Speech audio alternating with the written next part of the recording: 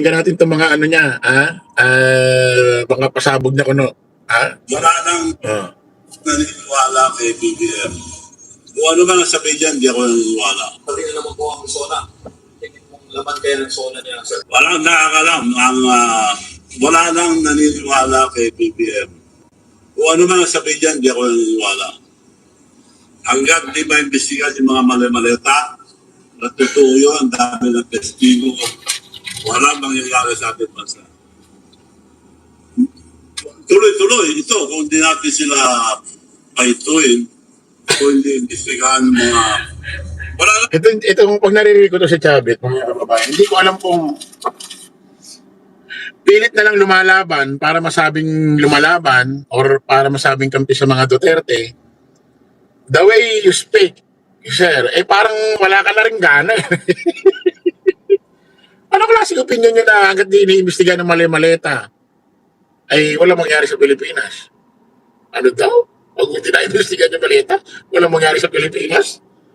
Anong pinagsasasabi nito? Patas eh. Nasaan yung Busban? Bakit hindi nila imbestigahan? Sabi nila, akasuha si Martin Romualdez. Bakit wala na tahimik na sila? Dahil ma-invoke ang presidente. Subinturan. Akasuha namin. In fact, niligyan na yata ng order na hindi pwede lumabas. Bakit subinturan sila? Ano mo ito? Natakot sila kay Martin. Alam mo, eto kung talagang ang administrasyon takot kay Martin Romualdez, hindi na darating sa mga press con yung ombudsman na may lookout bulletin, may hold departure, nakapress na yung mga kanyang ari-arian, hindi nahahantong sa ganyan. Kung talagang wala silang planong kasuhan si dating Speaker Martin Romualdez, hindi na makakarating dyan, hindi na paiingayin ng pangalan. Hindi na. Ititigil na yan.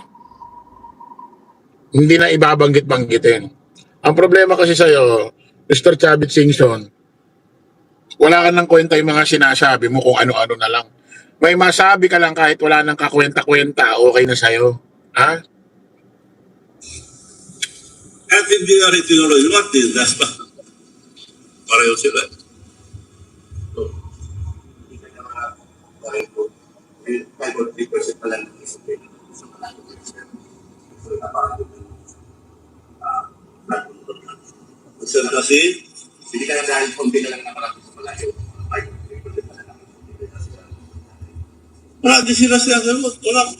Dami wala. Di ba sinasabi nila?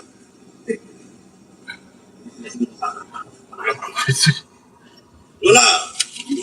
Dead ba nila ito? Di na sinasagot. Well, natayin natin. Inahamon ko sila na sagutin nila ito. Bakit hindi nila sagutin yung mga sinasabi ni Martin Romualdez na all ang executive? Executive should be PM yun. Parang tanga lang. Inahamon ko sila na sagutin to. Ay nako, Mr. Chavit Singson, sa totoo lang parang wala ka nang kakwenta-kwentang politiko. Para ka lang yung, alam mo yun, yung parang wala na umiintindi. Wala na umiintindi sa'yo eh. Patingin mo ba may pakialam pa si BBM sa feelings mo, sa nararamdaman mo? Wala nang pakialam sa'yo yan. Yun mo nga itsura mo. Para ka ng yung parang hindi ka na makabangon sa higaan mo. Para ka nang binubuhat para makabangon. Sabi ni, walang silbi raw. Ay, nako. Bakit hindi nila sagutin? Bakit hindi tuloy nakasuhan? So, nagsisinungaling yung Busban kung hindi niya kasuhan si Martin Romualdez. Kaya walang perfect crime. Dokumentado lahat to. Paano kung ang bawat biyahe? Mahuli sila dahil sa dami ng ninakaw. Ngayon lang nangyari sa ating bansa ito. Pero kawawa mga Pilipino, tayo.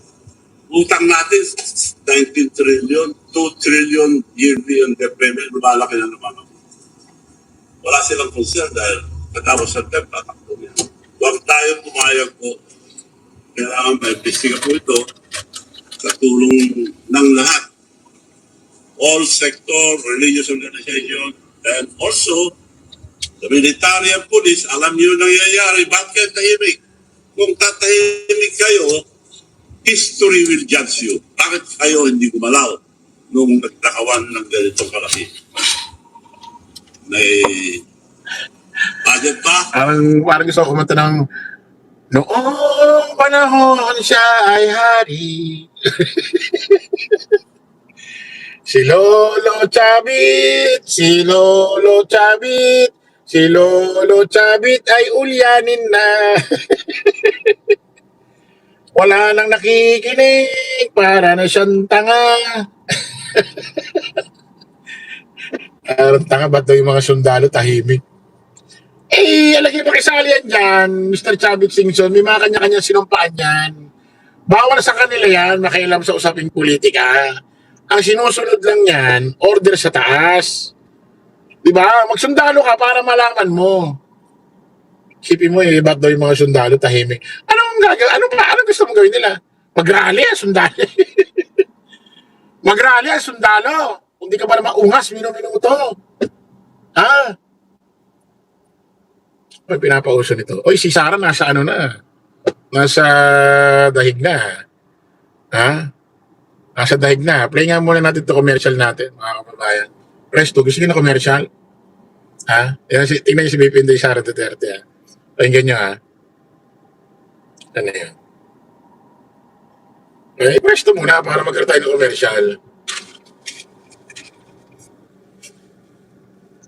So dati ka lang. Ito. Ito. Sabi nila, ako daw ay Yeah, buddy!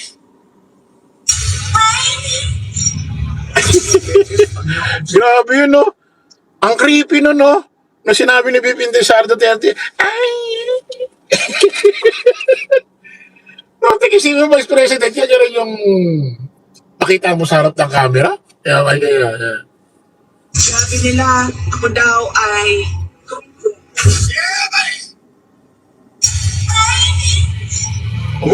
beses pag na-observa.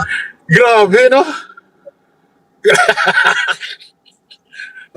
Ay, butik tatakbo presidente, gumaganito sa camera.